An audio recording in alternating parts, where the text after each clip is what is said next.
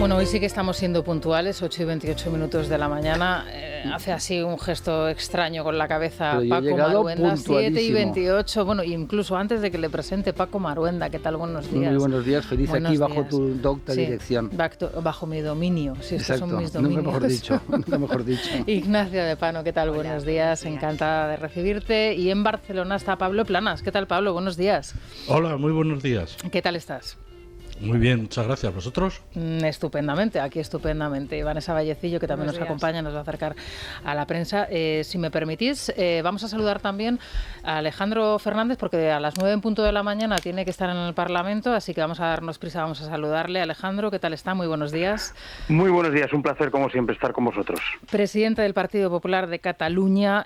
Vamos a ver si podemos abordar lo que sucedió ayer en el Parlamento, donde Salvador Illa dio un paso más para desvincularse de la trama Koldo y de la corrupción generalizada en el Partido Socialista, también en el Gobierno, y a mí me resulta sorprendente, sobre todo porque no hay que olvidar que Salvador Illa era el ministro de Sanidad mientras se organizó toda la trama de esa compra de mascarillas y de material sanitario. Hay que recordar que él era la máxima autoridad de esa compra general de material sanitario. Parece imposible que no fuera consciente de lo que estaba sucediendo. ¿A usted le sorprende? Vamos a ver, y lo primero es que cuando se aborda una cuestión de estas características hay que hacer el mayor esfuerzo por ser riguroso.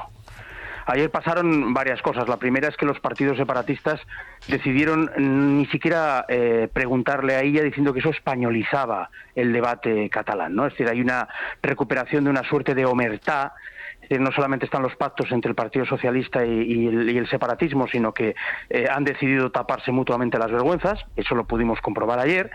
Y efectivamente, antes de adjudicarle al señor Illa ningún delito, lo que nosotros le pedíamos eran explicaciones sobre algunas decisiones que tomó en su momento. Hay dos cruciales. La primera es cuando decide prohibir a las comunidades autónomas comprar mascarillas. Y la segunda es cuando habilita a Aldama, Koldo y Ábalos y compañía a una empresa que habían montado ellos, que todos sabemos pues que era una empresa creada ex profeso para robar, y les dan la autorización para poder hacer UTEs de compra de material sanitario. El resultado de todo eso es ampliamente conocido. Hay un contrato de 361 millones de euros en mascarillas, de las cuales pues el 30% eran defectuosas y sin homologar. Nadie sabe muy bien qué pasó con el dinero aquel. Y por tanto el señor Illa como mínimo debería sonrojarse. Yo no soy juez, será la justicia la que determine la responsabilidad que él tiene. Es cierto que ningún juez le ha imputado a día de hoy ningún delito, pero hay dos cuestiones. El Parlamento de Cataluña no es un tribunal, el Parlamento de Cataluña es un parlamento, como eso es bastante obvio, y allí también se dirimen las responsabilidades políticas. Y yo ayer lo que le trasladé a Salvador Illa es que yo no le adjudicaba ninguna responsabilidad penal porque no soy un juez, pero desde luego sí la responsabilidad política. El informe de la UCO lo que señala es que en ese ministerio Koldo, Ábalos, Aldama, Cerdán y compañía campaban a sus anchas y se hicieron con el control absoluto de las contrataciones. Eso es ya indiscutible y por tanto y ya no puede ponerse de perfil y decir que él, en fin, que pasaba por ahí. No, de hecho, es evidente que el máximo dirigente. De hecho, el propio Illa reconoció en esa intervención en la comparecencia, en el interrogatorio en la comisión en el Senado, que él recibía a Koldo en el ministerio, ¿no? Sin embargo, ayer llamó la atención el hecho de que él se quisiese alejar de todos estos personajes que usted acaba de enumerar y que al mismo tiempo no descartase presentarse como acusación particular en el caso del cobro de comisiones en las obras que Adif adjudicó en Sant Feliu de Llobregat. Esto es una maniobra de distracción, es un distanciamiento de Sánchez, del sanchismo, es una estrategia. Yo ayer una de las cosas que a mí más me irrita de lo que está ocurriendo es la mentira burda, ¿no?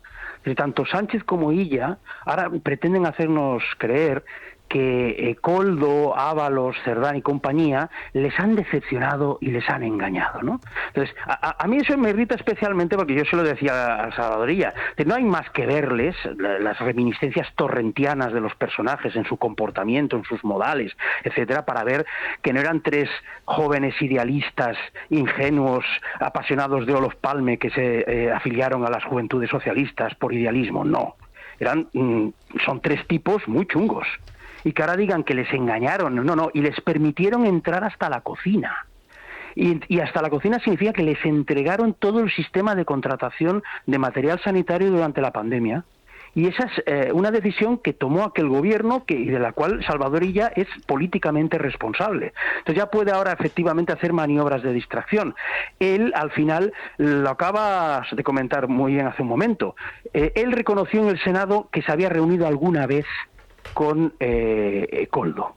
La realidad es que su jefe de gabinete en otra comparecencia parlamentaria fue un poco más preciso y señaló que se habían producido 2 reuniones en el ministerio y una comida. La pregunta es, estamos hablando del momento en el que se tomaron las decisiones de contratación de material sanitario. ¿Qué cargo tenía Koldo para que se le reciba en un ministerio para hablar de contrataciones de material sanitario? No tenía ninguno. Bueno, pues era un modus operandi, porque realmente es que a Koldo le recibía a todo el mundo. Efectivamente, bueno, esto es lo que le decía yo ayer a Salvador Illa. O bien por omisión o bien por obediencia y servilismo al jefe, lo que es absolutamente indiscutible es que él, al final, dejó, como decía hace un momento, entrar hasta la cocina a toda esta trama, ¿no? Y que, pues eso, era la gente del jefe. Y él no tuvo pues ni el coraje político ni la decencia en este caso de decir, pues mira, aquí no vais a entrar porque esto es absolutamente irregular. Es más, hemos visto por los informes de la UCO, digamos que la relación incluso ya de no sé si de amistad, pero sí de cierta confianza que tenía el propio Koldo con algunas personas, como es el caso, por ejemplo, de Francina Armengol o la propia señora Pardo de Vera, ¿no? Lo hemos por los comentarios y por las conversaciones que tenían y las expresiones que utilizaba el propio Koldo, aunque ahora se quieran interpretar de otra manera o hacer ver de otra manera. ¿Quién es Chili? Bueno, al parecer es una ciudadana china, hoy presuntamente en búsqueda y captura, ha desaparecido. Eso en China puede tener muchos significados, no sé exactamente por dónde puede ir la cuestión, pero sí que es verdad que esta es la persona a la que se le adjudicaron las mascarillas. Y yo no sé si por una estrategia procesal, en este caso de autodefensa, el señor Illa insiste en decir que no sabe quién es, cuando es evidente que pensábamos que son las iniciales Xi Xiaoping o alguna cosa así, pero es Chili, y al parecer de manera coloquial, pues la trama esta se refería a Chile. Y Chile pues es esta ciudadana china a la que se le adjudicaron las mascarillas, insisto, una parte sustancial de las cuales defectuosas y sin homologar. Y que ahora mismo está desaparecida y nadie la localiza. No, efectivamente. Esto ahora mismo, lo que nos llega, la información que nos llega es que está en búsqueda de captura y nadie sabe su paradero. Usted ayer en su intervención hizo una reflexión sobre la corrupción y la avaricia y hablaba de los partidos políticos y también de su propio partido político en el caso Montoro. Usted decía que no tenía ningún problema en reconocer los casos de corrupción en los que estaba salpicado su partido y hacía referencia al caso Montoro. Decía que cada palo aguante su vela. ¿Cree usted que el caso Montoro obliga a su partido a desvincularse de un pasado reciente, podemos decir, más reciente, y rectificar el fichaje, por ejemplo, de Alberto Nadal, evitar la sobreexposición a lo mejor del expresidente Rajoy también? Yo creo que en relación a la ejecutiva esa es una decisión del presidente de mi partido y evidentemente pues no me corresponde a mí decirlo. Yo creo que en esto conviene separar una serie de cosas. Es decir, yo ayer decía que a veces se suele comentar que la corrupción no tiene el coste electoral que debiera. Sí lo tiene. Y ponía varios ejemplos. La corrupción aceleró el final del felipismo, se llevó por delante las siglas Convergencia y Unió, derrotó al aparentemente invencible PSOE andaluz y provocó una erosión brutal en el Partido Popular. Nosotros pasamos en unas elecciones de 185 a 123 escaños, teniendo en cuenta que en líneas generales la gestión del gobierno de Mariano Rajoy nos había sacado de un pozo económico de consecuencias, en fin, inabordables, y que había muchos más elementos positivos de aquella gestión, pero todos los escándalos de corrupción afectaron gravemente a la credibilidad del proyecto bipartido. Yo creo que lo que nosotros tenemos muy claro también es que hay que destacar que son casos del pasado, y no lo digo por lanzar pelotas fuera, porque ayer no las lancé. Yo soy plenamente consciente de que este asunto puede tener pues unas consecuencias consecuencias graves en la imagen del partido. O sea, eso es así, es absolutamente indiscutible. Pero también nos debe llevar a aprender algunas lecciones sobre el pasado y los perfiles que elegimos en el partido, y también es una fotografía y una radiografía, las dos cosas, de una etapa de la historia de nuestro partido, de la que hay que aprender de los aciertos y de los errores. ¿Cómo fue el congreso reciente de su partido? Habló con Feijóo, tuvo oportunidad de hacerlo. ¿Quedó usted satisfecho, por cierto, con el texto referido a los pactos, donde usted reclamó un veto a pactar con partidos independentistas como Junts y que al final quedó en otra cosa, más diluido a lo que usted pretendía? Sí, mire, yo hay una cuestión que ya mi enmienda huía de la referencia a ideologías o partidos concretos, porque yo no creo en los cordones sanitarios. Yo hablaba de conductas, recuerdo textualmente, que pretenden subvertir el orden constitucional. Creo que era importante que llegáramos a un acuerdo en el texto. Lo creo. Yo presenté la enmienda, como tantas se presentaron, con la voluntad de mejorar el texto. Creo que después de la transacción el texto es mejor. Lo que no puedo pretender yo tampoco es la arrogancia de creer que se tiene que decir exactamente lo que yo diga. A mí la propuesta que me lanza el equipo redactor de la ponencia pues me parecía que mejoraba el texto inicial, aunque no fuera exactamente lo que yo pedía, y yo desde este punto de vista creo que el texto es bastante claro. Queda clarísimo que aquellos que trabajen al margen de la Constitución no pueden pactar acuerdos de gobierno, ¿eh? No estamos hablando de pactar por bajar un impuesto o prorrogar el uso de las centrales nucleares, no, estamos hablando de pactos de gobierno. Yo creo que quedó claro. Creo que el Congreso fue exitoso. Creo que fue un buen congreso. Es verdad que luego se han complicado los días posteriores las cosas, por motivos que acaba de explicar usted, pero el congreso en sí mismo fue un congreso exitoso, y que los objetivos de relanzar el proyecto político, de plantear una alternativa a los españoles, fue, desde ese punto de vista, insisto, un congreso que salió muy bien. Le voy a hacer yo la última pregunta y ahora enseguida paso la palabra a los contertulios que me acompañan, que también le quieren preguntar.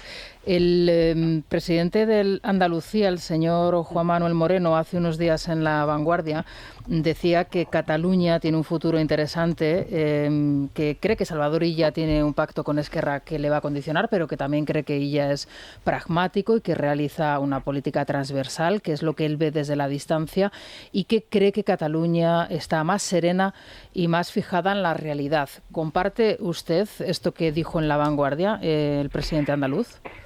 Es una tradición en la historia de nuestro partido, y yo la puedo entender. Yo muchas veces me refiero a ello como la nostalgia ochentera y noventera, ¿no? La idea de que cuando vas a Cataluña la manera de quedar más o menos bien o contentar a la gente pues es hacer un discurso conciliador con el nacionalismo, ¿no? Como si delante tuviéramos a Miquel Roca, Duran Lleida y compañía, y lo que tenemos es otra cosa, ¿no?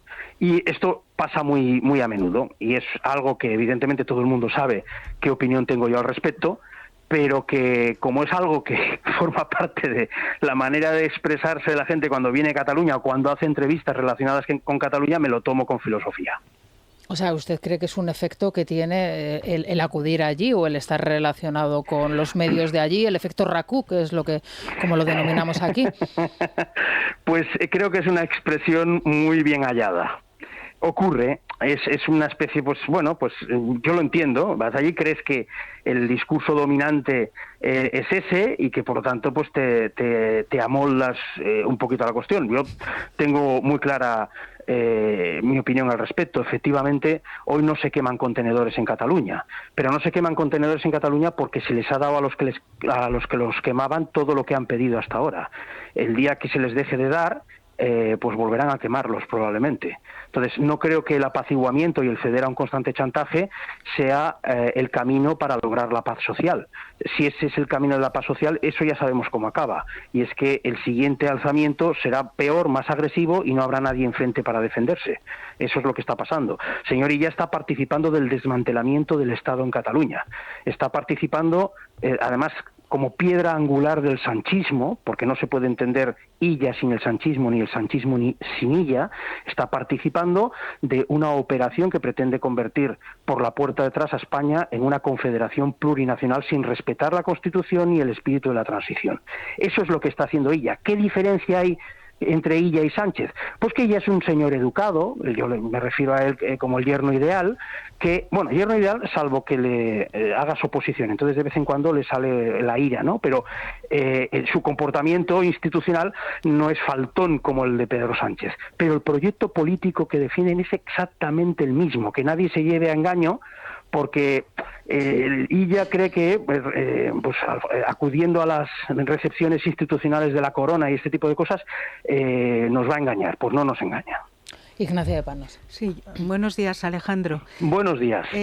Quería redundar en esta última pregunta que te ha hecho Rosana sobre este hipnotismo Godó, del que tenemos tan nefasto recuerdo, porque como tú bien sabrás, cuando aquella famosa entrevista de Casado en RACU, la bajada de diputados del PP fue instantánea, y ahora con mayores posibilidades de voto a la derecha, incluyendo Alianza Catalana, aunque sea independentista, ¿no es posible explicarle de alguna manera a los cargos importantes de tu partido que no se puede decir en Cataluña y desde La Vanguardia a los electores, a los votantes del PP en Cataluña, que ve a Cataluña más tranquila y más ordenada y que desde la distancia ve que ella está haciendo un trabajo transversal, que esto se vuelve estrictamente en contra del partido, porque esto genera en el votante o simpatizante del partido en Cataluña un tremendo cansancio y hartazgo? O sea, ¿cómo es posible evitar, y ya con esto termino, este fatal encantamiento por caerle bien al conde y a la esfera del conde? Yo no creo que sea una cuestión estrictamente del conde, creo que es un problema estructural, me refería a él en mi libro, con perdón, no quiero hacer de umbral aquí, pero me refiero a ello. Creo que ha ocurrido siempre, es decir, la manera de afrontar la cuestión catalana, muchas veces ha habido una tendencia mayor a intentar pastelear históricamente con el nacionalismo, a construir una alternativa moral, ideológica y política a la izquierda y al nacionalismo en Cataluña, que son las dos cosas. El Partido Popular en Cataluña crece cuando se muestra como una alternativa útil y combativa contra la izquierda y el nacionalismo. Las dos. Cuando el Partido Popular en Cataluña ha intentado mimetizarse con alguna de las dos corrientes, porque son más mayoritarias, y es tentador pensar que si imitas al que ahora es mayoritario, tú pasarás a ser mayoritario, no solamente no hemos sido capaces con esos giros de convertirnos en mayoritarios, sino que han aparecido opciones alternativas que nos han robado el espacio político. Sí. Entonces, ahora que hicimos en las últimas elecciones, creo yo, una campaña muy buena, porque entre otras cosas nos mostramos como alternativa, insisto, a las dos cosas, a la izquierda y al nacionalismo en Cataluña. Creo que tenemos que profundizar en esa línea. Y respondiendo a lo que decía Rosana, pues sí, más allá pues de algunos detalles y del debate mediático que sé que se genera, hoy la sintonía entre la dirección del Partido Nacional y la dirección en Cataluña es total sobre el proyecto político que tenemos que seguir desarrollando. Pablo Planas, desde Barcelona, también le quería preguntar, Alejandro. Hola, buenos días, señor Fernández. ¿Cuánto tiempo?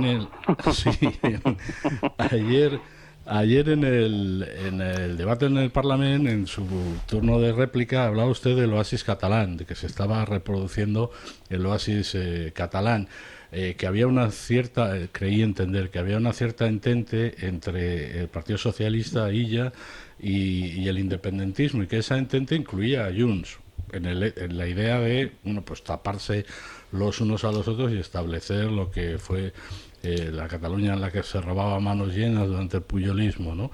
A lo mejor esa